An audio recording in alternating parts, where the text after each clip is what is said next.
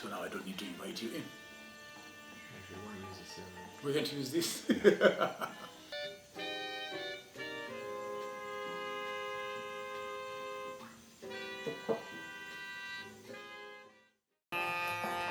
Okay, good evening, folks. I think it's time for us to get started with our conversation, and I guess enough of the jazz has kept you going for the last 20 or so minutes. So now you're welcome to this evening's edition of 360. And sitting at my workstation or at my table, whatever you want to call it, is the man himself, Prosper Biamungu. He's here with me, and you're going to be hearing our voices together. And so we're about to get started. So let me start by welcoming once again Solea Munyana, my co-host. Solea, are you there? Yes, Robert, I'm here. I hope you have How are enough. doing? I hope you have enough data on your phone. No.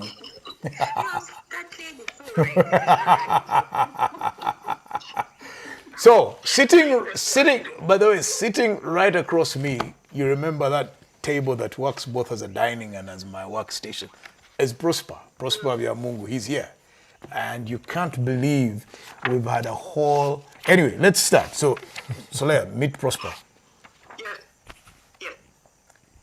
So, Prosper, say hi to Solea. Let me meet you. Robert, it's such a pleasure of meeting you physically. Hi, Solea, how are you? You know, Solea went to Jack and Jill Primary School. So. Man.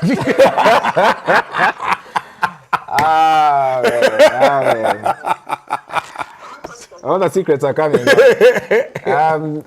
Yeah, unfortunately, we have never actually particularly met.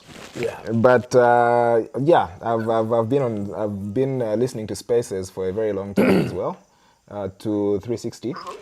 So basically, yeah, I know you by voice. Yeah. So anyway, so And we shall resolve that situation. anyway, so Prosper, it's good to have you on 360. For those of you who have just logged on and to listen, and you're looking out on your screen board to find out, is Prosper in, is he not in? Well, we're sitting together right now, and we've actually spent the whole afternoon where Prosper has been blowing my mind about all sorts of design possibilities and aspects, and completely reshaping my thinking about how we set up our businesses and how we miss a lot of things that could actually work together. But also, thank you for looking at my wall and the wall that collapsed and all the PhD theses that were written about why my wall collapsed. But I first want to thank everyone out there for the outpouring of goodwill, and people gave me money, so I really have to put their money to use and build this thing and finish it. So Prosper. Let's first of all start with the work that you do. I mean, before we go into all those details, first explain to me what is business infrastructure design. So basically, business infrastructure design is more or less what's spelled out in there. Understanding that every business needs some sort of infrastructure in terms of whether it's buildings, whether it is spaces. Okay, let's start with a very basic one. Yes. A guy who's doing Rolex. You talk about a guy who's doing a Rolex stand, yes. So a how Rolex does that stand. work? Yeah.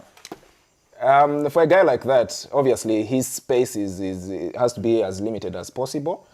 But then it comes with so many things: hygiene, mobility, proximity to the people he's going to serve. Yeah. So all these factors start playing a role in why and where he's set up and how he's actually going to operate.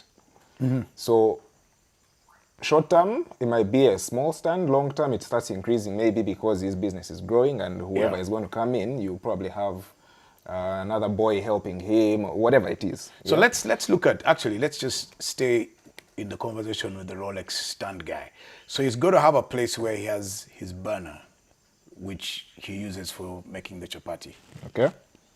Then he's got to have his display glass. Okay. Then where does he store his flour, his eggs, and oil? Now that's why that's why the he cooking starts getting utensils. creative. So for you as a designer, when a guy comes and he says, I want a Rolex, I'm going to do a Rolex, immediately, like you now, what's the thinking that would come into your head? How do you make this guy's life functional? The first thing I would think would be the obvious fact that most of these guys are not set up permanently. Like you said, mobility becomes then the most important thing in this case. Yeah. He needs to be able to set up and move his stand at any one point, if anything is to happen. If it rains, if it is, if he needs to go home and then lock up, he needs to be able to do that. If there are riots. If there are riots, if the council comes and says we don't want any roadside, food, he needs to be able to move very easily. So flexibility becomes a very, very important factor that you start by dealing with before even the infrastructure itself, before even the stall itself. Yes. You need to know he needs to be able to move. Yes. So how compact is this thing? How agile is it when it comes to moving it as one person? If you're a one-man business, you can't be calling other people to help you every single time. How are you going to move it yourself? So the lightness of the material you're going to use becomes very important in this case. The durability, because if you start moving things all the time, it means that there's going to be wear and tear. An opportunity for damage. An opportunity for damage. So there's always that factor that you need to consider. The fact that, all this is going to happen. And so how easy is it to repair, let's say, this thing in case of damage? Do you have to call someone very specialized to do it every single time, or you can do it yourself? So if I understand you well, what you're saying to us is that if you're thinking today of starting a business, your mind must also address the question of infrastructure. It has to. So let's take Solea. So Solea's business is, she has given it a very complex name. Solea, what do you call it? Narrative something, narration something? Narrative strategy. Basically, I'm a film producer, film and TV producer. Okay. But now specialize in helping people create their strategy, their narrative strategy. So Solea has that business outfit. What in business infrastructure terms, or how should Solea, beyond just being able to do the recording and doing all of this work that she does from a professional standpoint, how should she be thinking about the business infrastructure surrounding that type of business? She called it narrative strategy. Yeah, basically she's a film producer. Okay, so let's say you're a film producer. Obviously, your name has to already speaks to what you want to put out there. Yeah. But then the business would have to speak to that name as well in so many ways. So if we're to build something for you, let's say, the first thing is that if I'm coming to you as a client, I need to be able to trust that you know what you're doing. You've been in business for a while. You need to be able to show me that. You need to be able to show me without me having to ask you. Yeah. I need to walk into your space and already feel like, I'm in the right place. So if you decide that you're going to have an office somewhere, that office has to speak to me before I even, you start. It's got to sell the business. It sells the business before you, even if you're not around as Solea, to tell me what you're going to do for me. I walk in and, I'm seeing all this history of what you've done before. I'm seeing, in many ways, it can be in subtle ways. It can be in collections on your table. It can be on pictures on the wall. It could be in let's say, like the guys who work at your office. They need to look creative enough to be able to handle my business. Okay. So, Solea, you want to say something? I'm laughing at that the guys have to be creative, look creative enough to handle the business, which is true. Yeah, I mean, like in your case, all the guys in your office should have dreadlocks like Prosper's against you. Funky sneakers, with African tattoos. And no, some of them are wearing plastic flip-flops with socks in them and jeans and Zuckerberg wannabes, basically. But that's the one thing I would probably trust. Otherwise, if I find suits and ties, Yeah, I would not particularly be very. How do I put it? I mean, it's like going into an ad agency. Yes. Like, for instance, you go into an ad agency and you find it is looking like a medical clinic. I mean, it's plain, it's gray tables, gray separators. It looks like a bank, more or less like a creative outfit. But to think about the complete picture. So, for instance, somebody who's running a shop must worry about display, about the front and what the whole. But somebody like Solea in our business, shouldn't she be worrying about equipment and where it's stored and how all of that works out? I do think that equipment, like you say, some of these things are in storage. A lot Never of mind, this is not- we have a dove flying around in the house. That's the bush life. We're in the bush. We have a dove that's flying around inside the house. It entered earlier on. So sorry, guys, about that noise. It's just a dove. Yeah. And so what I was trying to say is that things like equipment are things that are they're not the main conversation. Yes. At the beginning. Yes. In order for you to start a conversation, someone has to enter a different space. Okay. And then open up into now what you can do for them by actually walking where the equipment is. So you're saying that if I do business X, so for instance, if I have a Rolex stand, where I am and the infrastructure that I use must be attractive to customers to be able to trust me. It has to be eye-catching. It has to be the first thing that people interact with the space before they interact with you as a person. Wow. Okay. So as soon as you walk into the space, subconsciously even, you're seeing things, you're feeling, The a certain vibe. way. You're feeling the vibe before you even talk to the person. That person can make or break the rest of the conversation. It's up to them. But ideally, you could even give them a second chance because their space spoke to you first. Yeah, and you liked what you saw. And you liked what you saw. Because people have different moods. You may come on a day when I'm actually not in the mood and I will, be standoffish or whatever. Yeah. But you still trust me, what I can do for you. And then you make a second call just because you've interacted with space, you've seen what's around, and you're seeing this is the right direction, I'm in the right place. Okay. Could I ask a question? Yeah. So, Prosper, I like what you're saying, and one of the challenges I feel sometimes people have is blowing their own horn, in quotes. For example, someone is a dentist, how would they, think about building their office in a way that people could trust them the moment they got in? So the importance of putting your awards up, your degrees in a certain way, maybe even what we'd call the look and feel. Most people are nervous to go to a dental appointment, so maybe making them feel relaxed right from the moment they walk in is important. So how is it possible to convince people about the importance of what you're talking about right now? The people feel the space, or they trust the space, or they interact with the space first before they interact with you. How important is it for our businesses to grow? Let me just say this. My dentist, I've been with him for over 30 years, Solea. The reason he got me is I walked into his dental practice many years ago, and it's the only dental practice that was playing music. He was playing off an FM station, and he hasn't changed actually. Well, on the contrary, you go in today to his dental practice, and he's got TV channels on. It's like a lovely place to be. He's got a kids play area. It doesn't seem like going to a dentist. Yeah. I think what we need to grasp here is the fact that when we talk about spaces, interacting spaces goes to all the senses. Yeah. It's your sight, what you see. Yep. It is what you hear. Like you said, you have to interact with all the senses, even the sense, what you smell in the space. Yeah. If you walk into a hospital and all you're smelling is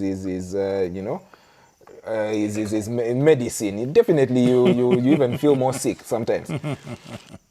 So, which is takes me to a conversation I had with a guy called Dr. JB Nwagaba.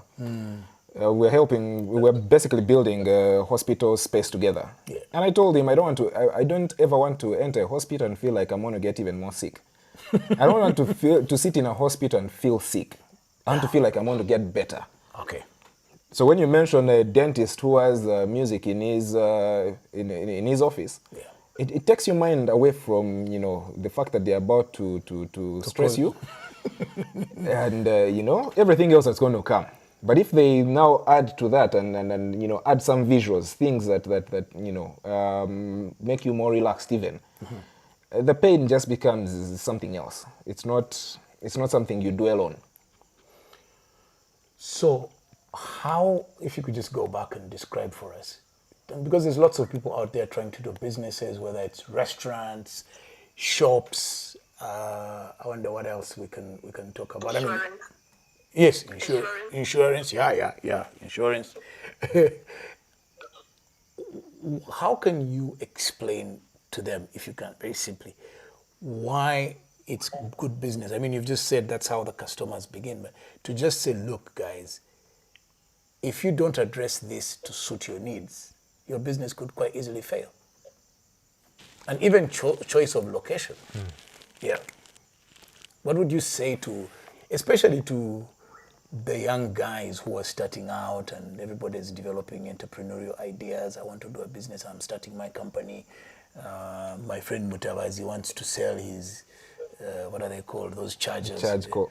Yeah. So, how does, in terms of infrastructure and designing and development, and what thought should he, and how can he link it to his business?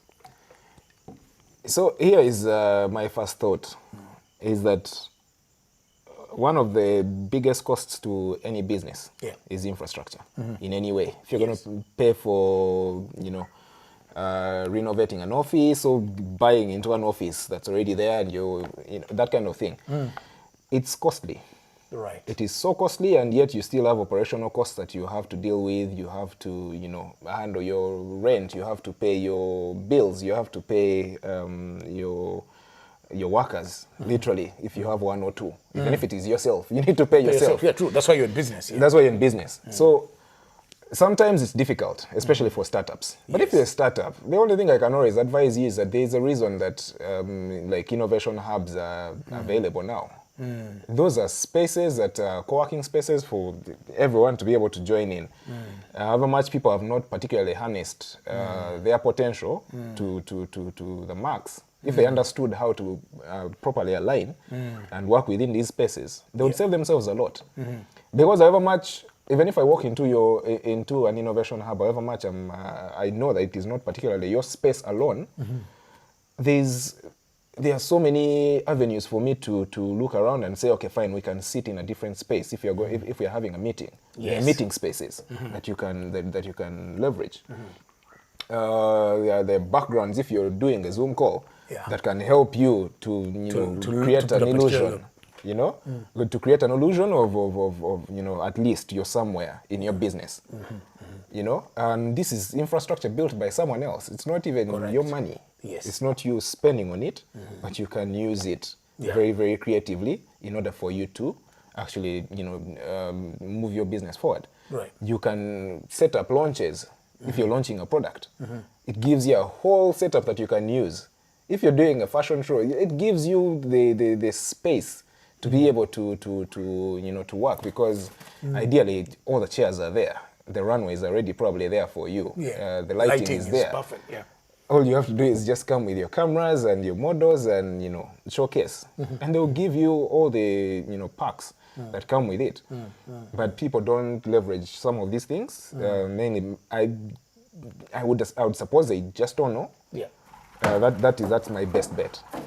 So let's go to people that you've worked with in this regard. Just give us one or two or three what you'd think were really that bring out the ideas you're talking about when you've developed business infrastructure for this type of business operation, and why it was bespoke and particularly useful to that business. The biggest example that almost is synonymous with the work I've done for a very long time, for the last maybe 8 years, is the Innovation Village, and then subsequently Motive. So CK comes to me and says, I have an idea, I want to build an innovation hub, of course, and everything that goes with it. Yep. What I just explained a few minutes ago. And he says, but we don't have so much money to spend on infrastructure, but we have the space. Right. What can we do with it in order for us to activate it? So that it's useful to people who want to do their business. Exactly. The first step is activation. Okay. What's the bare minimum you can do in order for you to get the people in order for people to understand what you're running, and then from there, how do you then move forward? Because then someone else can deal with the rest of the strategy. Yeah. So, at that time, I think one of the most popular things in the world was the Google offices. Everyone was so shocked how these guys have so much color everywhere. Yeah. How these guys just walk around the office in sandals and shorts. And yet they're one of the biggest companies in the world. Yeah. But what they understood was that if you make people comfortable, Absolutely. they are going to be productive. On a scale that is unimaginable. Unimaginable, because someone feels like they're at home. So they will even work longer hours than they need to. They may not even feel that They they've will worked not long feel hours. it. Yeah. They will never feel it. And because of that, as you're benefiting, you're also giving them more benefits anyway. Yeah. And that's basically where all of that came from. Of if you're building an innovation hub, let's make it playful. Let's make it versatile. Yeah. Let's make it very, very interesting for people who are going to walk in. It may shock them, but it should shock them in a very, very interesting way, in a very good way, that they're actually willing to adjust. Yeah. You know, most people find it very difficult to adjust because they're used to a table and chair in a white office in a corner somewhere. Yes. You know, and then all of a sudden they're in a the big partition. open workspace. Yeah. Where they can interact with anyone who is doing a whole different business. Where the top of the table is an old door. Exactly. You know, so just use what you have around you. Exactly. Yeah, and at that time, so of course, because you said that the expenditure was going to be limited. Yeah. I just worked with a guy called Innocent Baguma. He's an artist, very brilliant guy, whom I'd seen torching, pallets. Oh yeah, is he the one responsible for that? He's the one who taught me the design. He was using it for making signages for me for a different coffee shop. And I said, but this can be at a massive scale. And he said, okay, sure, let's give it a try. That's how we built the first innovation village, with pallets and pallet furniture, built in a coffee shop, and then just torched everything. That's and it gave it gave it a look. That famous picture of mine has become a meme. Yeah. I was seated on one of those things at the Innovation Village. Yeah. So basically it gives people backgrounds to take pictures. It makes it like a free advert everywhere. Right. There's no way you're going to see a picture of one of those things and you do not know where it is. Even if I don't mention the name, even if I don't tag it, even if you will know. That because it is so unique to the space. Okay, so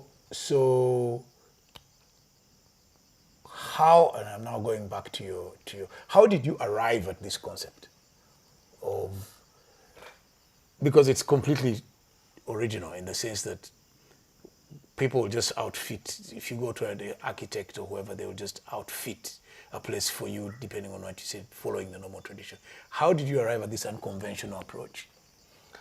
Part of it was the budgetary constraints.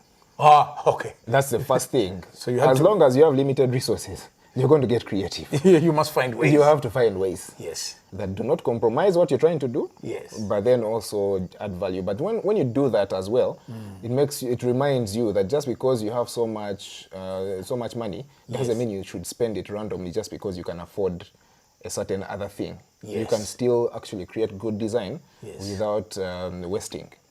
You could spend that money that you would want to spend in the space in operations, in expansion, in anything else. Not infrastructure the first time round. To your past. First of all, let's look at your schooling days, or maybe at what point do you get interested in this unconventional design approach? I think in general, well, I know I can see you're not conventional. Let's look at you anyway. So there's nothing conventional about a lot of things happen to me by accident, and then they become including your own child. I must say that I'm a twin. I have a twin sister.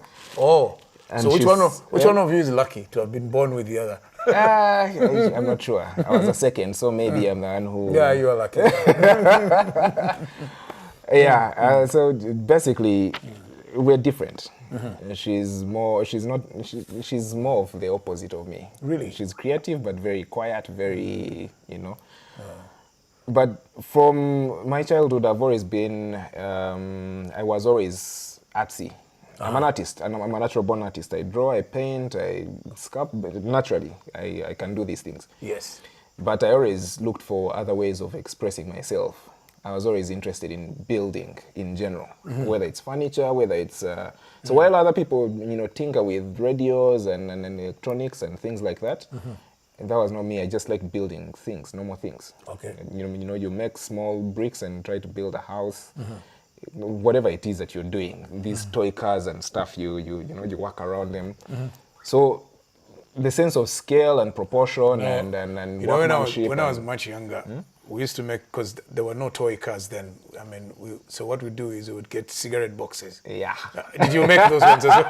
And then you pass through and get Buchokolo. Yes, put tires, and then you have a string. Yes, and pull the thing with you everywhere you We go. even learned how to make trucks.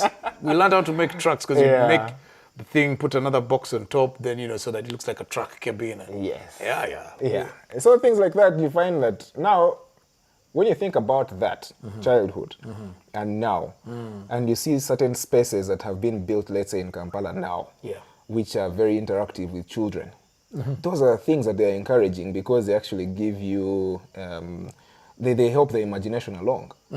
See, interesting spaces like, you know, at Platia, you know, Imagination Station. Yes. That's what kids do. You know, they've created these spaces which allow the children to actually imagine. As if they are, you know, older people. What would you do? And things to scale, to their scale. Yeah. You know? So you have to understand that things like that in your childhood then start influencing what you do as you grow older. So, of course, you know, what we become is always a much longer journey than the people who meet us later on in life realize. So, let's first go back to the past. School for you. First of all, where were you born? Yeah. I was born in Kabale district. Oh, good. Yeah. My mom is from Kabale, so that's where I was born. But I grew up in Bushenyi. Okay. She moved to Bushenyi because she worked there. She worked there. She's an agriculturalist. Okay. So she worked with the Ministry of Agriculture. Yeah. And we lived on a farm. My entire childhood. You're very lucky. My entire childhood I lived in a flat. It's very painful stuff. You had limited time in which to go and play outside, and after that you must come back home. So. I met flats when I was much older. Like much older, you have left home and you're now moving to an apartment. And all of a sudden you're confined. You're so used to, you know, open space. Open spaces, yes. Yeah. And I think the liberating effect of your creative thinking when you're in open spaces. When you're boxed in a flat, it can be very restricting. You need to ask people during, you know, the lockdowns. That's when people really understood what confinement means. Wow. Flats, things like that. You know, anyone who lived on a farm during that time, they could walk out. You could just even take walks, even just seeing green everywhere around you. We were here. At least for the second lockdown. I mean, I spent a good part of it here. You just walk out and go to your banana plantation, go to your coffee plantation. And that allows you to think freely. But if you're confined, the only thing you're looking at is your phone and your computer. Exactly. And those get boring so quickly as well. Yeah. It doesn't matter how much content you think you can find on the internet, it will get boring eventually. Well, you can't do that for 2 months. You can't. Yes. So you find that during the time of, you know, like lockdown, that's what happened. Most people were going nuts in their homes because they were never designed for long stay, you know, just being there, chilling. But anyway, going back to childhood, I grew up on a farm. So where did you go to on a school? farm in Bushenyi. Then started off my school in Bwenyanji Primary School. Yeah. Up to primary 3. And then we moved to Kampala. Then we moved to Nakasero. Okay. Nakasero Primary School, where I did the rest of my primary. Yeah. Until P7, I finished there and went to St. Mary's College, Chisubi, for my senior 1, senior 2. Then I moved. You didn't pick up certain habits related to leaves and salads and things. No. I think let's not go there. no, really. Why basically I left was because I had a conversation with my mom, and I said, "Yeah, I don't think I'm getting what I want from this school. Not because it was a bad school in any way. So it's a magnificent school. Everyone that I actually went to school with, we still do everything together in terms of, even SMAC League and whatever. But I was more interested in dropping certain subjects that you couldn't drop in some of the traditional schools. Yeah. Because that was not my path. I didn't find myself wanting to study some of those things. Okay, sorry, you finish because I have a burning question. Yeah. Yeah, so I actually left and went to Aga Khan after that. Then I chose my path from there. So how do you figure out, you were probably 14, 15, how were you able to know that this thing is not for me?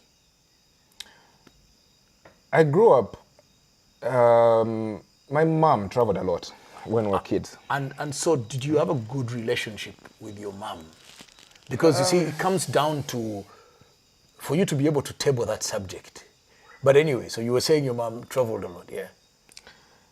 I think I've always had a good relationship with my mom, but she was never around physically because she was always traveling. She was always out of the country for work, on business.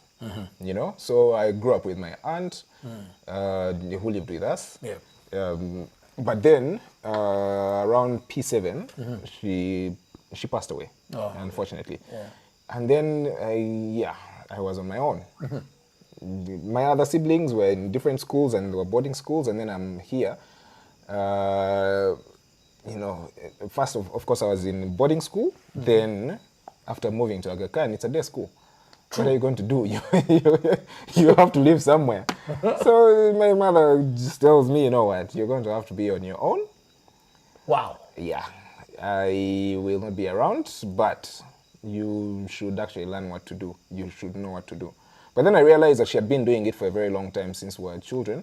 Because when we would go to the bank, she would make me line up and then she would leave and then come back to just fill in the forms. Or she would fill in the forms and then leave me to handle the business.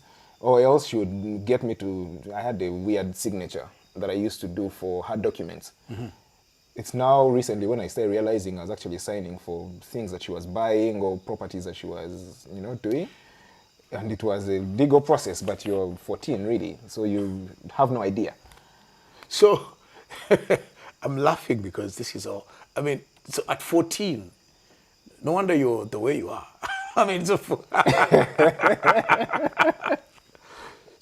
So you start to look after yourself at that age. So you were able to figure out your life, know what you want. You do. You have to. She asked me to, go up in a bank account. That's the first time I ever had a bank account in Stanbic. Gave me an ATM card and said, if you need whatever you need, whether it's for school, whether it's for what, you let me know. I will always transfer the money there, and then you can, you can go handle whatever it is you have to handle. Because at least you're not a child at that point. However much you need the parents, you need all these other things, you find that it's a situation you can't avoid. She cannot be there because she has to then leave everything she's doing, and yet that's her primary job. And that's how she's looking after all of you. That's how she's looking after everyone. So you've chosen the school you want to go to. What I didn't get to was the fact that by getting to get to Aga Khan, I had to make a choice of school. Right. Now, I've always had a very good relationship with my mom because then we talked. She would ask you, what is it that you want? And you were clear. And you have to be clear. You can't at that point, what did you want? Now, at that point, I was looking for freedom in terms of my thought process. If I don't want to do certain subjects, however much I may be good at them, it takes up your time. honestly, So actually, let listen to this child. it takes up your time. I can't understand what. I did not want to be a doctor. So why was I doing biology? I didn't understand it. I didn't understand why I have to do a subject that I'm not pursuing. Because you're going to build all of this, and the problem is that the notes, you would have books and books and books of notes, and you're forced to read day in, day out, in order for you to go and sit for 20 subjects, which you're going to choose three, of which you're going to choose three afterwards. And it honestly didn't make sense. And so for you, it was a waste of time. No, it wasn't a waste of time. It was just taking too much time of something else. Which you could have. And what is this something else that you were drawn to? Building things. I basically always wanted to build things, figure out ways of expressing art in a very, very three-dimensional way. So instead of just because I would paint, I would draw. So, but that wasn't enough. So you make an appointment with your mom. And you say, look, mom, what did you tell her? No, she asked me, because you see, I had started failing in school. Okay. I'd say failing in school, then I would, my grades were dropping. Yes. So there were two reasons I was failing. One of them was I was overwhelmed because now you're forcing me to read 24 hours, 7 days a week. You're making me do things that I don't want to do in terms of the way so many traditional schools are set up. Yes. Is that you have a timetable that is so set for you. Yes. It's not just 8 to 5 in the afternoon. Yes. No, there's time after that where you have to go for evening prep. Yes. Then after that, you have to go for night prep. Like you're making someone study from, 8 to 5, then all the way through 10 in the night. And then other guys would do what we call the winter. Yeah. Oh, you have to wake up at 4 in the morning in order for you to catch winter. What are you doing? Like, to what end? To what end? So you go to Aga Khan. Were you happier there? Much happier, actually. That was probably the best time of my life. Because a lot of things then started making sense in terms of what I really... That's why I actually got clarity. Okay. Because first of all... So how did you arrive at Aga Khan? I mean, why? How did you choose? First I went to St. Lawrence to look for a space. Yeah. It didn't go so well. Then I go back home and I am sad, and eventually when when I've come down and come back home, yeah. I went to, Ntinda has that place called Sunset Beach. I went and sat there and I wondered what I'd done wrong. Then I got back home. We lived in Ntinda then. And, so my mom says, now that you're done with your wallowing, what are you going to do? Yeah, because you must come up with you have to come up with an answer. Yeah. Say, so what is it that you want to do? Can you go find a school and come back with So I said, okay, fine. So I was talking to one of my cousins, and she had been to Aga Khan. She said, Aga Khan would probably be a good school for you. I said, but it's a day school. But then I also realized I was not interested in boarding school. I really wasn't interested in boarding school. So I said, okay, fine. I come back home with my proposition. I say, yes, I would like to go to Aga Khan. She asks why. I say, it's probably more my style. I say, that's not an answer. So you have to find answers now.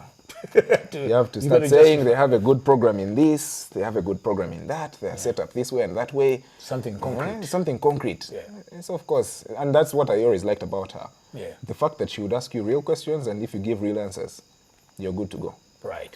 So I must have gotten some answers right. She said, okay, fine, you go and set up an appointment and see if they can admit you. Yeah. So at that time, there was a principal called Dr. Pragnell. Unfortunately, he passed away. But he was this, he was Dr. Pragnell, not even Mr. He was Dr. Pragnell. PhD, everything. Yeah. And he had this way with his glasses and always like this. Yeah. He's looking at you over his glasses. So a guy looks at me in his office and asks me, why do you want to come to this school? What is wrong with your old school? I say, you know, of course, I started giving him the usual answers. You know, I think this is a better place for me. He says, but your grades are good where you were. Why, you know, you are not kicked out. You have not. Why are you moving here? I said, you know, of course, I started telling him it's a better fit for me. I was just. It's called BS. It was BS. It was proper BS, and he could read through it, but he looks at me and then he says, okay, come with me. So I follow the guy, shows me around the school, takes me upstairs, shows me the computer labs, shows me kids in class. I was used to a class that had 48 people, 48 kids, and all of a sudden I'm looking at 12, 15 kids in a class. I'm like, This is where I want to be. okay. Yeah. Looks like a good deal. So ideally, I say, yeah, this is where I would like to be. And he says, you come to school tomorrow and start. I said, what? Said, yeah. Said, but no, we need to get uniforms. He says, no, you have to go to a place, make an appointment so they can measure you, but in the meantime, you can come to school in your normal clothes. So like, this is where I want to be. Oh my, oh my. And that's literally where now the unconventional everything Begins. just begins. Because for a person to look at you and tell you, you know what, it's okay. Education is in your mind, it's not a uniform. Come and start. You come and start, you pick up your uniforms eventually. Just come as you are. I said, fine. So, of course, I moved to Aga Khan, and that's where my, you know, from senior 3 all the way through to senior 6. That's where I finished. And where did the journey take you? I learned a lot of things in that school, mainly the social aspect. Yeah. Something I'd never really. I was more reserved when I was in SMAC. Yeah, mainly because, you know, first of all, it's a single-sex school.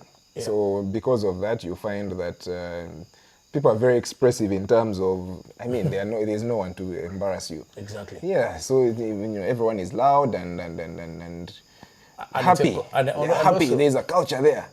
And it's also a collection of the most brilliant kids. Exactly. From all over the country. That's a whole other thing as well. Yeah. Of, you know, you're looking at these guys and it's one big competition all the time. A group of overachievers, really. And it's not, in competition almost at every scale. Yeah. Someone would really, really get annoyed because they are not the first. I mean, saying, okay. Even if you're the last in the class, even if you're the 48th, you're still better. You're still like on the highest level of this country. You know? Yeah. So it was, things like that were taken so seriously that it was stressful. They were very, very stressful. Yes. You find people, that's why someone would read 24 hours, 7 days a week, and you're wondering why. And you know, when I was there, I had a desk mate. He's now a dentist. And he, you know, I was never reading. I was always reading either Harry Potter or something. And this guy, he would read 7 days a week, 24 hours. And so I would do better than him in class, most times. And he didn't understand why. He couldn't process it. So now I'm a playful person. I'll come and stress you and make noise for you. And then, so one day he snapped. And he says, you never read, you never do this, but somehow, why? How? How is it possible? It's not fair. So I told him it's not about fairness. It's just the fact that I learned a couple of things. One of them is that if you're reading to pass exams, it's easy. Just get past papers. They have been there for you since 1970. They bring the same questions every single time. So you will answer them the same every single time you'll answer them. The answers have not changed. You gamed the system. That's all you needed to do. That was it. So what is it that you're reading that is going to come in the papers? They are never going to. But that's a problem also. That system was never in any way. Someone gives you all these UNEB papers. They're the same questions for the last 30 years, 40 years. And the answers are the same. The answers are the same. Because those were theories that were basically there before. All you need to understand is how to apply them. Yeah. And that was the difference. So where do you go for university? I went to Uganda Matters. university. It's a really good university, actually. Yeah, I applied to two. I applied to 3 universities. I applied to Uganda Matters for a course in built environment. Then I applied to a university in South Africa. At that time, it was called Nelson Mandela Metropolitan. Yeah, NMMU. And then I applied to Makerere for... What did I apply to Makerere for? I actually don't remember because I was never interested in those courses. I was never interested in those courses mainly because they were not creative courses. They were towards engineering. But I applied because that's what could show, that's what my grades could allow me to actually apply for. Okay, so let me let Solaya take it on from here. Solaya, you've had this man. He's just... I don't know why fate is driving me to meet all these weird people. I mean, I used to deal with straight people, bankers, accountants, insurance guys. Then I've now run into the there's Prosper. Anyway, Prosper is here. Weird meets weird. Yeah. I think I'm sort of going to jump ahead back and forth. And do forgive the way my mind works, but seeing as I'm with a fellow cuckoo's person, it will be fine. I was just doing a little deep dive into the world of architecture and design, and there was a gentleman whom I had come across in a series called Abstract, an architect who is Danish and whose name I cannot pronounce for the life of me, but I will attempt. His last name is Ingalls with an I. That's John Ingalls. Yeah. That's who I was talking to you about earlier on. Yeah. We talked about him earlier on. We were walking around the farm. Yes, on the same wavelength. Yeah. Just hearing you talk, it actually made me think of this guy. You know, he's an award-winning architect. You know all about him, a designer, and just the way his mind works in regards to, if I can dream it, I'm definitely going to create it. And just hearing you speak, I would like you to talk about your project, specifically your container hotel project with Amos Wekesa. I'm curious as to how you came about that idea and what drew you to doing a concept like this, because I'm sure as a designer there are many amazing projects that you want to do, but maybe it's limitations with money or it's limitations with time. But what was it about this container hotel project that drew you to it and made you think that it would actually work? For that particular project, the actual start to that project was Motive. I don't know if you're aware of Motive on Old Port Bay Road. Yeah. Something again we worked on with Innovation Village and CK. At the time, when we got the warehouses, it's a series of warehouses that we've turned into a maker space for designers, builders, carpenters, makers in general. Yeah, that particular idea was born out of the fact that if you're going to help creatives, someone told me they are creators, not creatives. We call them creatives. Well, if you're Malinga is a creature. We have a keeper. Okay. Yeah, so if you're going to, of course, we make up our own words, Yeah. and we stay with them. So the idea was that we would cut out so many of these guys from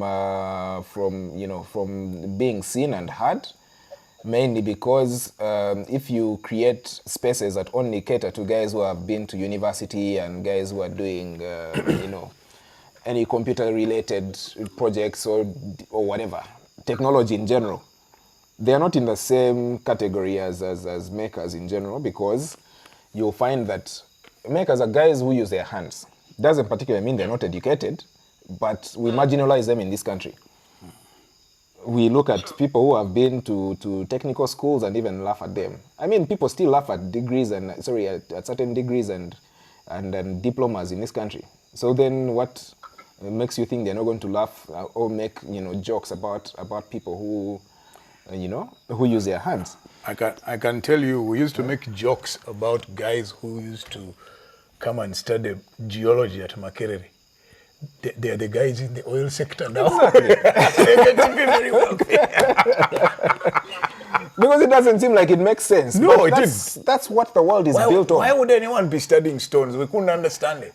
That's what the world is built on. Yeah. It's built on these guys' backs. Carpenters, plumbers, electricians, these are the guys. Masons. Yes. Yeah. In other countries, these are guys who are looked at as gods. Actually, in the Netherlands, they are revered.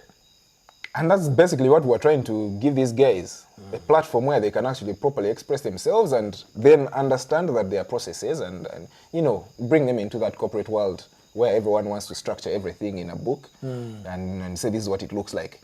But if you show the guy a chair, he will build it. Yeah. He doesn't need your drawings or whatever, but he can actually build it. So in order to handle that unconventionality of all of these guys and also give them a platform and also give them the dignity that they deserve, we built Motive. But when we're building Motive, because it is a warehouse, it became basically an urban regeneration project. You have all these warehouses that are in the city that have to be converted into something. Instead of raising them down, how do you work around them to give them life? So you'll find that it's not only us who are using warehouses for things. There's Design Hub and other guys who are setting up different spaces in warehouses. But for us, our approach was that we use then containers, because containers were pods. They could already give us space. They could give us double the space that we needed, because structurally you can always build on top of it. You can have a mezzanine level on top of this thing, even if you've already built underneath. It gives you more space than than you've acquired. And once we did the containers in there, that was the first proof of concept for people, because I was already heading towards container housing and container everything. Basically, I wanted to start giving people the concept of the fact that you can build your entire house off-site, lift it and take it there. Didn't have to be a container, but the container was the easiest, fastest way to do it. Okay. Yeah, so of course, once the Motive started running and then people started coming in, it became easier then to idealize what that was going to be, what was going to be next. At that time, that's when I also picked up a series of Safari Lodge designs, including renovating Sambia River Lodge. So as when we started doing the renovations for Sambia River Lodge, just the logistics of that project were, oh my God, it's like the worst. You have to understand that anyone who builds a Safari Lodge, it may be 10 rooms, it may be 5 rooms, but you have to have respect for that person, because my God, it's a terrible, terrible experience working in conditions where you have no power. You have to basically work on generator 24/7. There's no network in these parts. So as soon as you go in, you're in ghost mode completely. You're on your own. Anything can happen. Way to do it. Okay. Yeah. So of course, once the Motive started running and then people started coming in, it became easier then to idealize what that was going to be, what was going to be next. At that time, that's when I also picked up a series of Safari Lodge designs, including renovating Sambia River Lodge. So as when we started doing the renovations for Sambia River Lodge, just the logistics of that project were, oh my God, it's like the worst. You have to understand that anyone who builds a Safari Lodge, it may be 10 rooms, it may be 5 rooms, but you have to have respect for that person, because my God, it's a terrible, terrible experience working in conditions where you have no power. You have to basically work on generator 24/7. There's no network in these parts. So as soon as you go in, you're in ghost mode completely. You're on your own. Anything can happen. You have sese flies all over the place. I mean, it's the wild. It is the proper wild. It is not Ruggiero. What are you talking about? I spoke to the guy who renovated Para. Yes. And Para had been abandoned from Amin's time. Yes. until I think it was 1990 something, the mid 1990s. And he said that for 3 months, continuously, every day, day in, day out, they had to burn tires in that place to get rid of the baboons, to enable them. Yes, and they were crossing the river on a ferry, burning these tires every day in order for the baboons to leave before they could start working. And they're burning this, but there's also the Lord's Resistance Army around the corner. Yeah. So yeah, so when you say respect, I really understand what you mean. I mean, I think you saw Amos's post today about with this picture when he was a small, scrawny guy. Yeah. You're talking about the fact that he would pass through Murchison Falls and then they would tell you there were rebels around the corner when you just passed. And that's just it. There's all kinds of dangers, there's all kinds of, things. Frustrations. Yeah, frustrations. And then materials become so costly. Everything starts becoming like 10 times the amount. The material itself is not the cost. The transport becomes a cost. A very, very big cost, because you buy maybe like a truck of stones at 200k, and then you'll spend 1 million shillings transporting them to that site. So imagine if you have to bring 100 trucks. So those kinds of problems then started validating my theory of what I actually wanted to do, which meant I can build the entire structure in a workshop, because then I have a controlled environment, and then I can transport it. So the idea in this case becomes mobility. It's not anything else. It is quality control and then mobility, being able to move this thing from one place to another, but after building it. So Leah, the reason he is here is because he was looking for where he's going to put 1 or 2 containers for me. Yes, you need them, Robert. Well, let's. No. This is not said in a bad way. No, I understand. Let's just say is when the big bucks start to flow into my containers, you don't look at me badly. How will I look at? I'll be there right beside you. Don't forget that. But the reason why I was saying that, Robert, is because, the way you are built, Ruggiero Farm, this is something that you've explained to many people who come by, and Prosper has been able to see that firsthand now. You being in tune with the environment, being very much off the grid, with solar power, biogas, bioenergy, just limiting your carbon footprint. So I think, of course, having Prosper come in to design a project for you would be amazing. I would really be curious to see what you come up with. Here's the brief. Here's a brief. I have just given it to him. The only problem, the next question is whether I can afford him. Don't worry, the money will come. Let's have faith.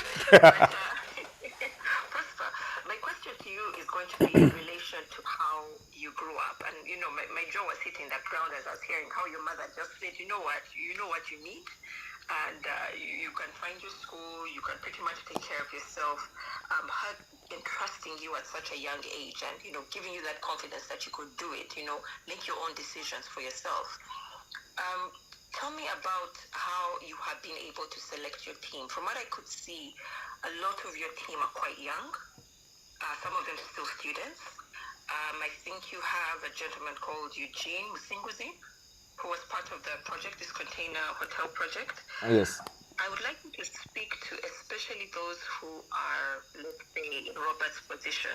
This is something that he does quite frequently. He does give opportunities to young people. But to people who are in positions of authority, power, employers, when it comes to giving opportunities to young people, because there's sometimes that thing of, they're too young, I don't know if they could handle it. But could you speak to why it's important for you to give opportunities to young people to help grow them, and also why fellow employers or people who are in positions of power should do the same, to entrust people who are young to take on these positions or responsibility?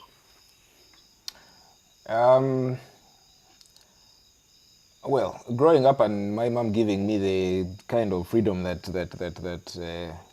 she gave me, first of all, I was pissed. I was pissed because she was not around. I mean, everyone wants their parents around. You sit in places and you see other families sitting together, and then, you know, for you, you're by yourself. Yeah. I was a child, but I was spending so much of my time in coffee shops. And, you know, I mean, I've grown up like that, and people wonder why I still consume coffee the way I do. It's a habit that then I grew with. But the idea is that it gave me a little more independence. I started appreciating it much later in life. So, But at that point, you don't see it that way. I can tell you that for a fact, Well- because I call my mom by her name. I can't call her mommy or mom. I don't know how to. you were never part of that group. I'm serious. I tried once, and we both looked at each other. It was so awkward. We said, nah, let's go back to what it was.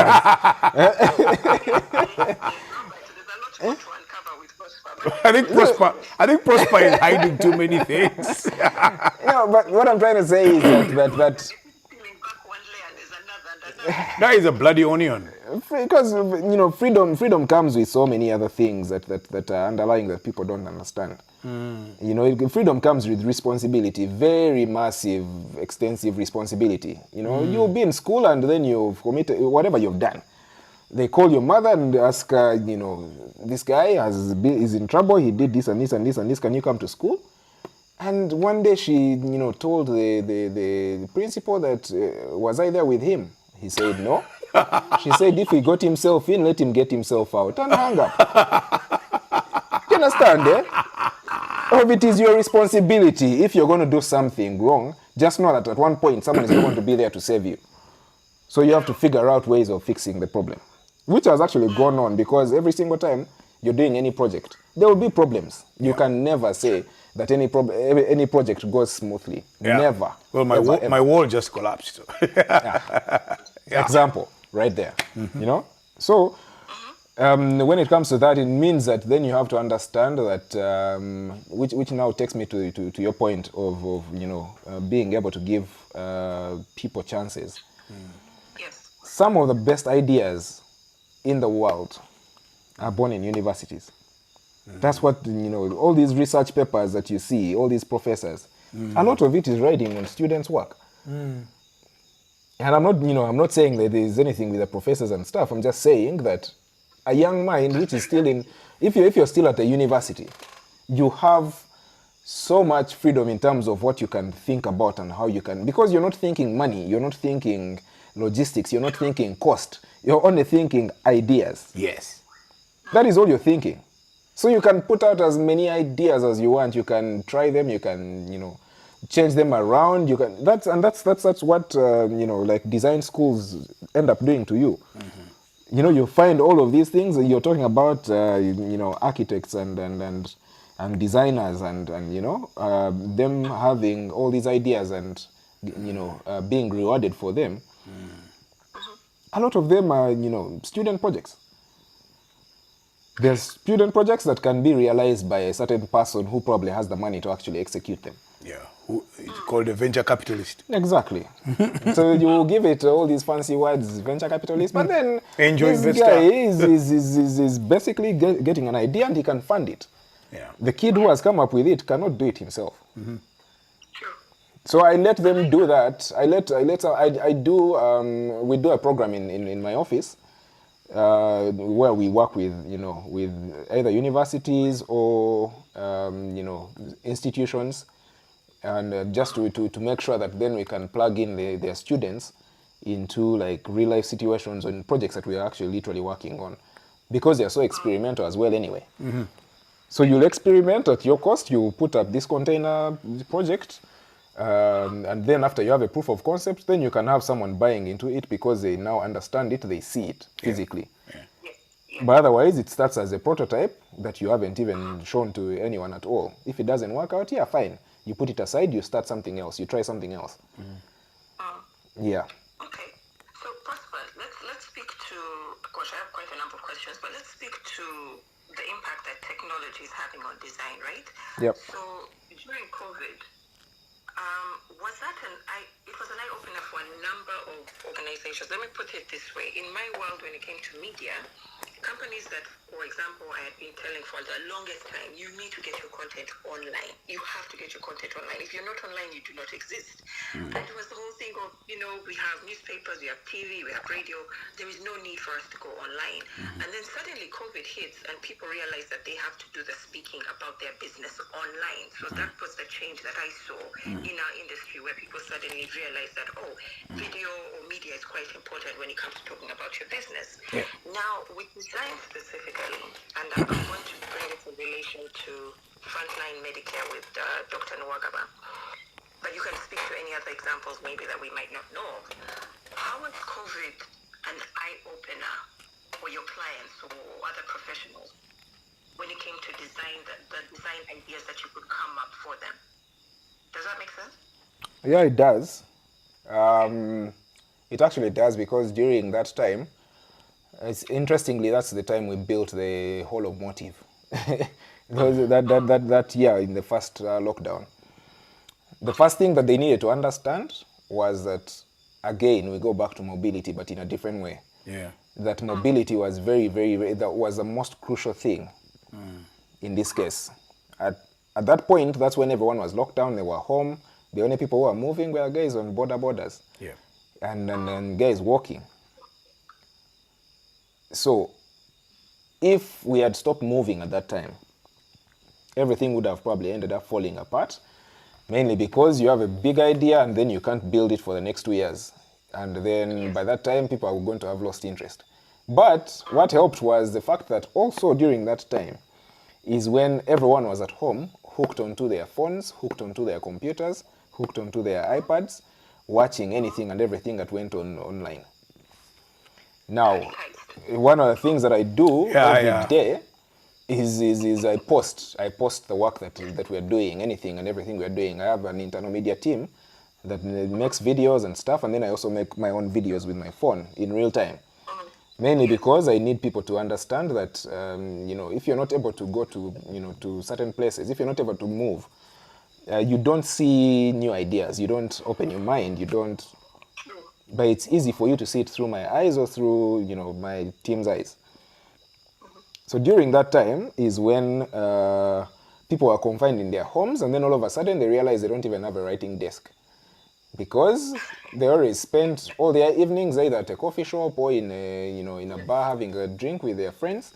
Then they would go home later just to avoid maybe traffic.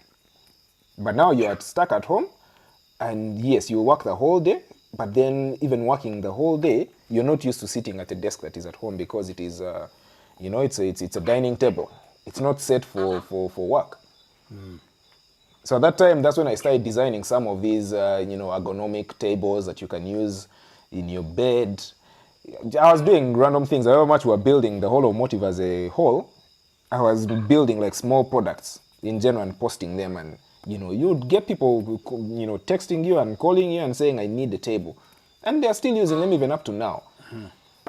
So it was important for people to understand that it goes beyond, and when I talk about infrastructure, I'm talking about everything, including a table. Something as simple as a table. Your workspace, it affects. It affects how you work, it affects how you feel, it affects your productivity, it affects everything. Yeah, so technology at that point basically was very necessary for most people to understand that you need to go beyond. Which reminds me, there's a chair of mine I need repaired. You can throw it at the back of the car, you'll bring it. Carry on, Soler. Hey, my friend, he has a very big bill he doesn't even know. Yeah. So speak to Frontline as well, with Frontline Medicare. How did you come about working with Dr. Nwagaba? So when he came to me, he was just breaking out on his own, and he was he wanted to do a diagnostic space. This was during COVID, right? That was just before COVID. Just before, like a month before, he comes to me, he says, I was recommended, you were recommended to me by Brian. He said, you can help me set up something. So I asked him what he wanted to do. He was, at that time, I think he was working on, he was doing a lot of work with with civil aviation. Checking their pilots and things like that. So what I understood from him at that point was that he needed to build a nice diagnostic space where he can do tests and stuff, where you can have a treadmill and then you're testing just stress tests and everything that comes with medical spaces. So he shows me the space he wanted to set it up, and it is in Chitende at the Quality Supermarket, but at the back.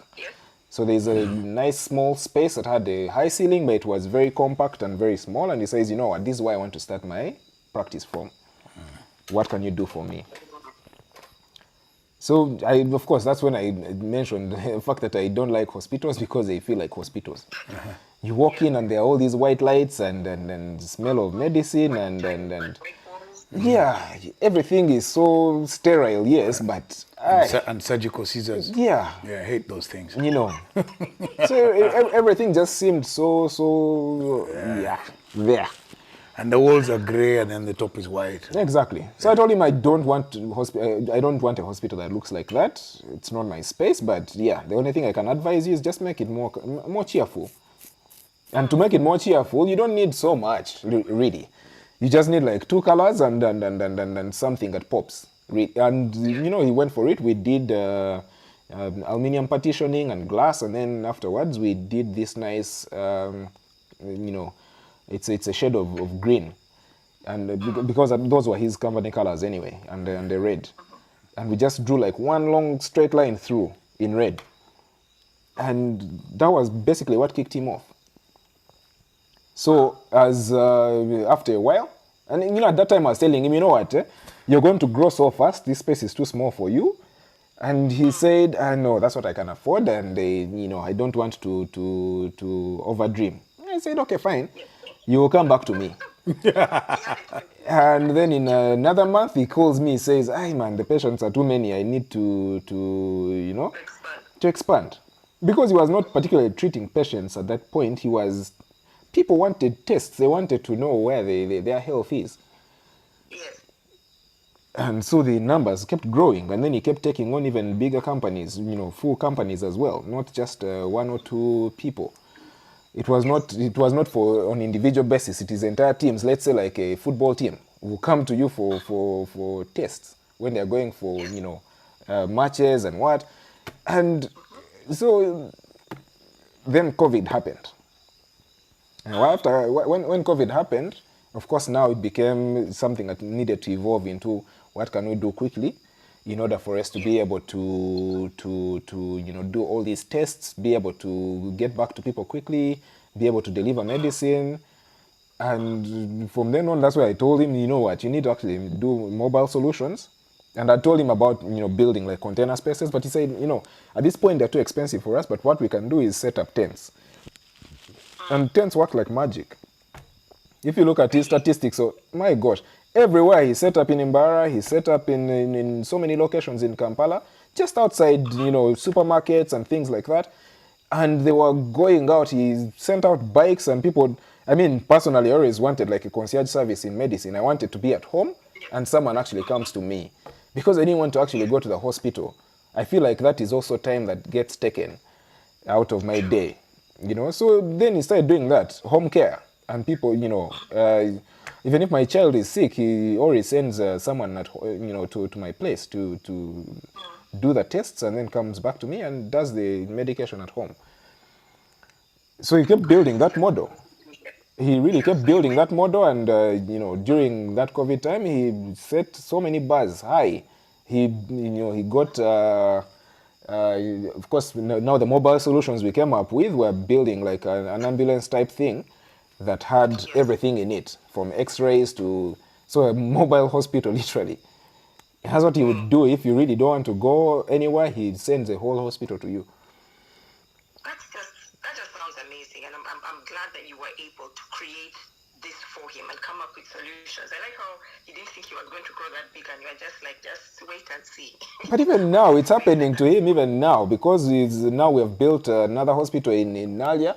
that's expanding fast. He has even built a surgical space in there. That's it.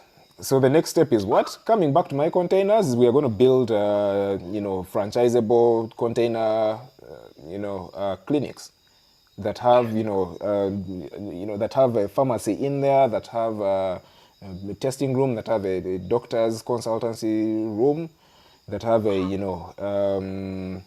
that have another room that's basically like for first aid. And then you couple those with the mobile, the mobile clinic that's on wheels. I mean, wherever you are, I could set you up if you're in a camp in the oil and gas sector. I can come and set you up with hospitals without you having to do anything much. Wow.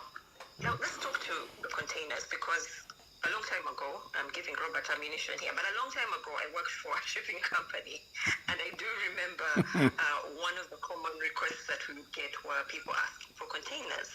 But the thing that they hadn't yet figured out, which was always the biggest issue, was ventilation, right? Like, the containers just absorb heat, they can become really hectic to work in.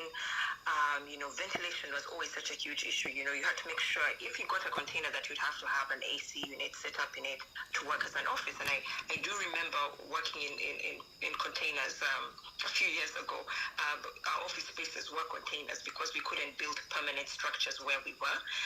And one of the things that I'd love for you to speak to, because you mentioned this also with warehouses, right? Warehouses weren't meant to have people in them. They were really meant for you to store whatever you needed to store, which probably didn't need much ventilation. How have you fixed the issue of ventilation and heat?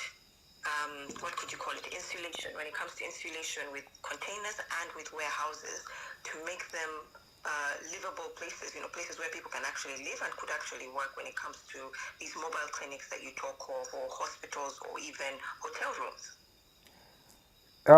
Ventilation in general just speaks to air movement, ideally, because all you're doing is having spaces where there is enough air passing through. So if you look at any house, you have a floor, you have walls, you have a roof, and then you have windows and doors that open. Yes.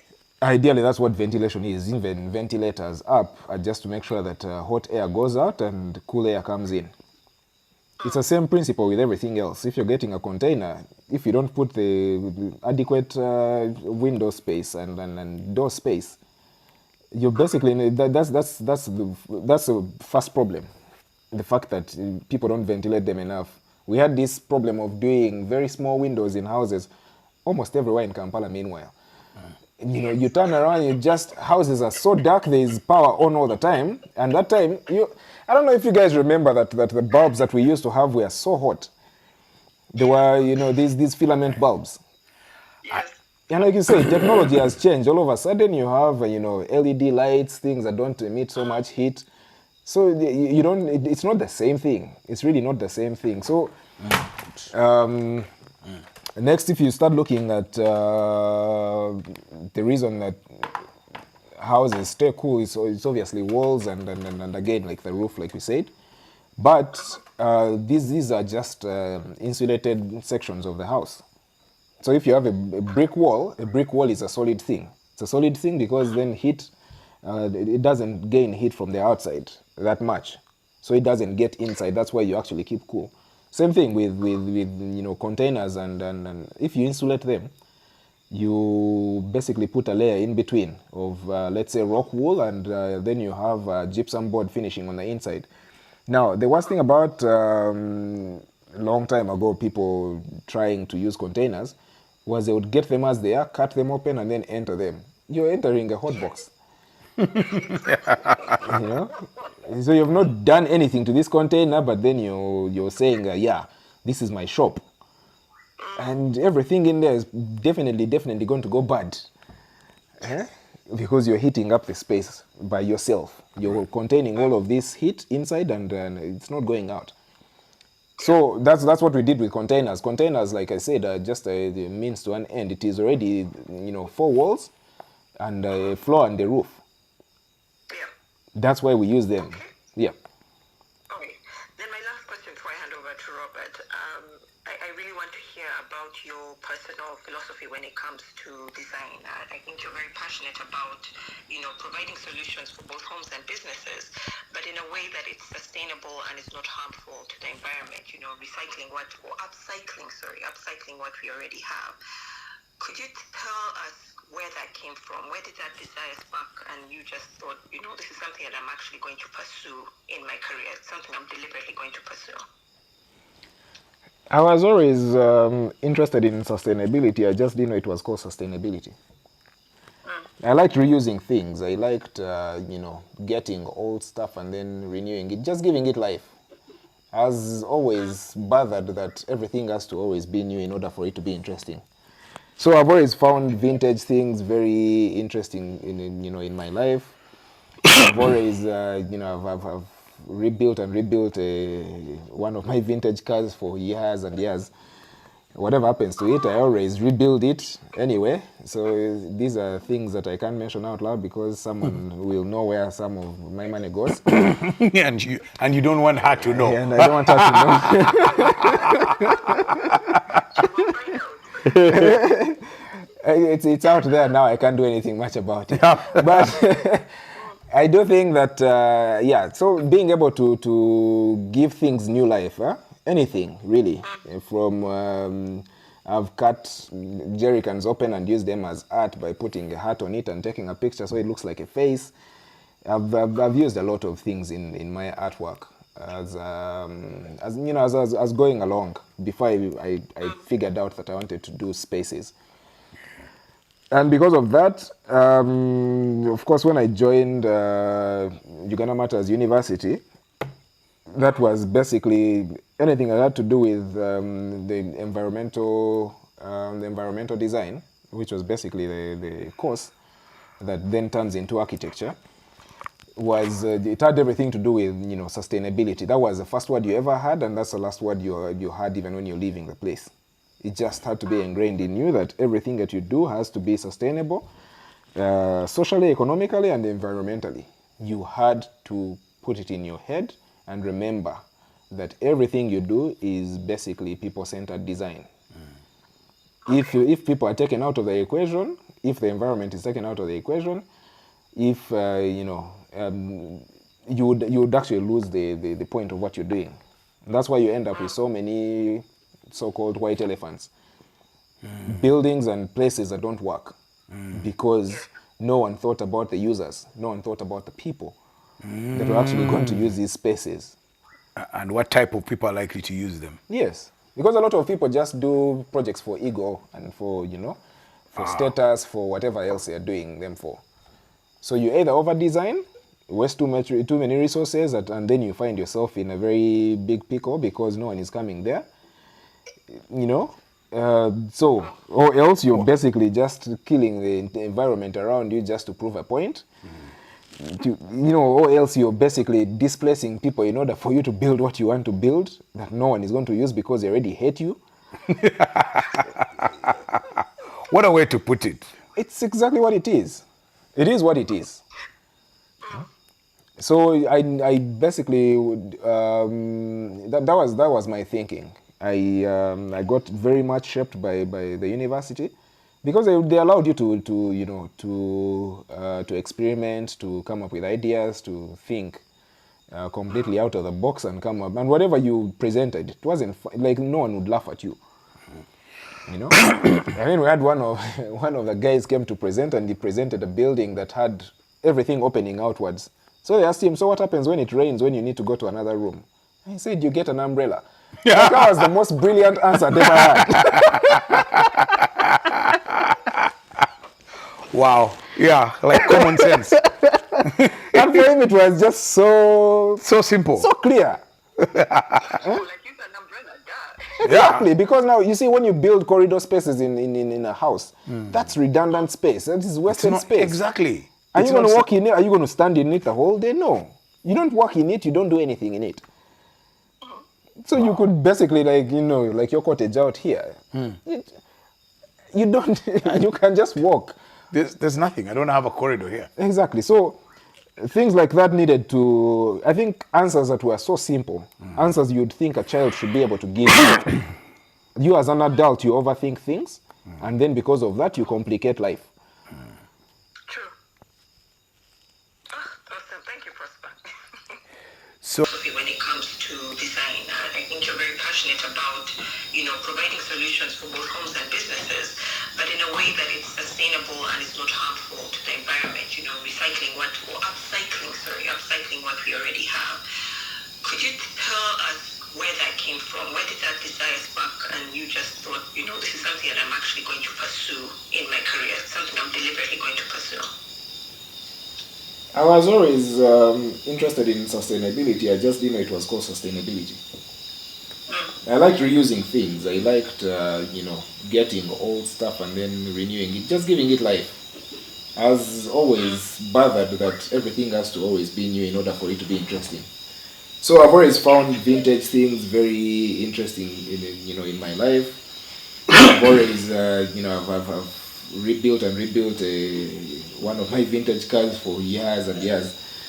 Whatever happens to it, I always rebuild it anyway. So these are things that I can't mention out loud because someone will know where some of my money goes. and you don't want her to know. And I don't want her to know. It's out there now. I can't do anything much about it. But I do think that, so being able to give things new life, anything really, from I've cut jerry cans open and used them as art by putting a hat on it and taking a picture so it looks like a face. I've used a lot of things in my artwork as going along before I figured out that I wanted to do spaces. And because of that, of course, when I joined Uganda Matters University, that was basically anything I had to do with the environmental design, which was basically the course that then turns into architecture. It had everything to do with sustainability. That was the first word you ever had, and that's the last word you had even when you're leaving the place. It just had to be ingrained in you that everything that you do has to be sustainable, socially, economically, and environmentally. You had to put it in your head and remember that everything you do is basically people-centered design. If people are taken out of the equation, if the environment is taken out of the equation, if you would actually lose the point of what you're doing. That's why you end up with so many so-called white elephants. Buildings and places that don't work because no one thought about the users, no one thought about the people that are actually going to use these spaces. And what type of people are likely to use them? Yes, because a lot of people just do projects for ego and for status, for whatever else they are doing them for. So you either over-design, waste too many resources, and then you find yourself in a very big pickle because no one is coming there. Or else you're basically just killing the environment around you just to prove a point. Or else you're basically displacing people in order for you to build what you want to build that no one is going to use because they already hate you. What a way to put it. It's exactly what it is. It is what it is. So I basically that was my thinking. I got very much shaped by the university because they allowed you to experiment, to come up with ideas, to think completely out of the box and come up. And whatever you presented, it wasn't like no one would laugh at you. I mean, we had one of the guys came to present, and he presented a building that had everything opening outwards. So they asked him, so what happens when it rains, when you need to go to another room? And he said, you get an umbrella. That was the most brilliant answer they ever had. Wow. Yeah, like common sense. And for him, it was just so simple. So clear. Exactly, because now you see when you build corridor spaces in a house, that's redundant space. That is wasted space. Exactly. Are you going to walk in it? Are you going to stand in it the whole day? No. You don't walk in it, you don't do anything in it. So you could basically like your cottage out here. You don't, you can just walk There's nothing. I don't have a corridor here. Exactly. So things like that needed to, I think, answers that were so simple, answers you'd think a child should be able to give. You as an adult, you overthink things, and then because of that, you complicate life. True. Awesome. Thank you, Prosper. So I have this question for you, Prosper, and it's a question that I see a lot of times on social media, especially Twitter. Why are you like this?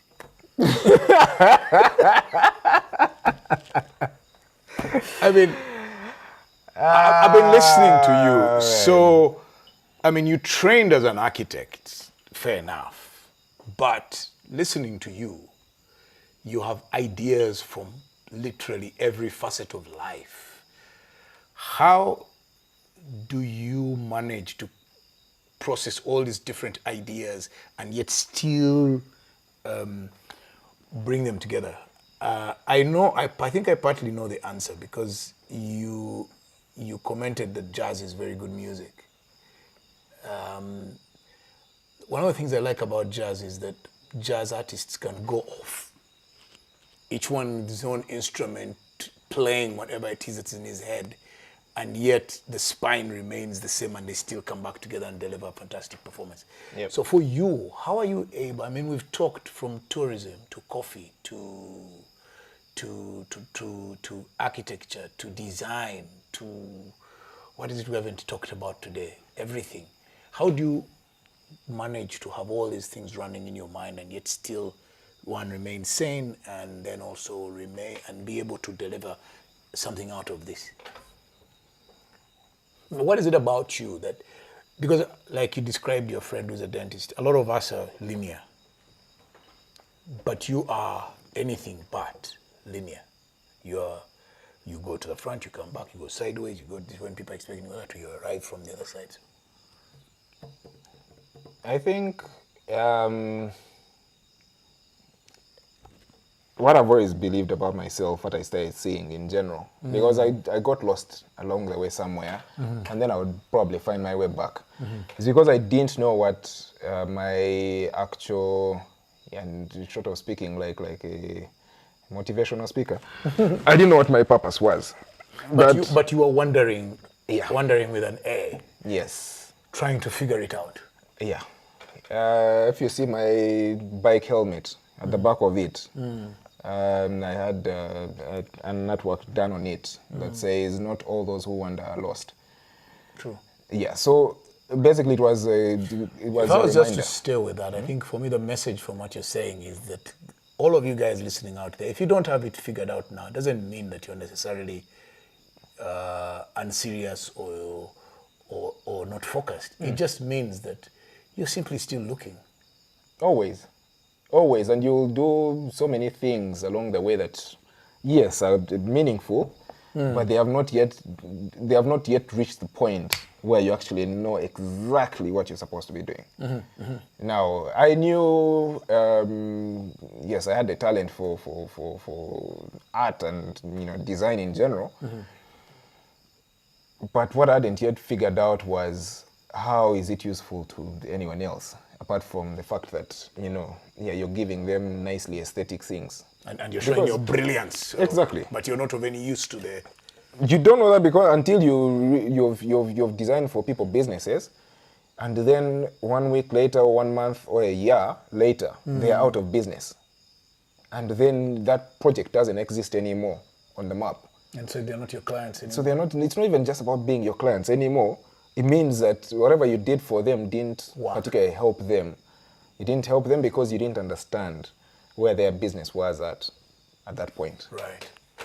So ideally, I had to first go back and think. And like I said, it's people-centered design. If you do not understand where someone is at any point, and you can't advise, you have to advise them first. Someone comes to you with an idea. That idea is supposed to be then moved from idea stage to actual, design, and then from design you implement. After implement, then you basically make sure that the thing actually works, because they have to operate it. And after operating it, at some point, it has to probably morph into something else. So if you don't think that deep, if you don't think about someone's business to where they are starting, where they are going, what you think could happen to them, if you don't do that much research into what they're doing, whatever, pretty things you put in their space right now, it's useless. Because tomorrow, they're going to shut down. So the final one from me for this evening is a very simple one. So do you have a child? Yes, I do. How does that child make you feel? What?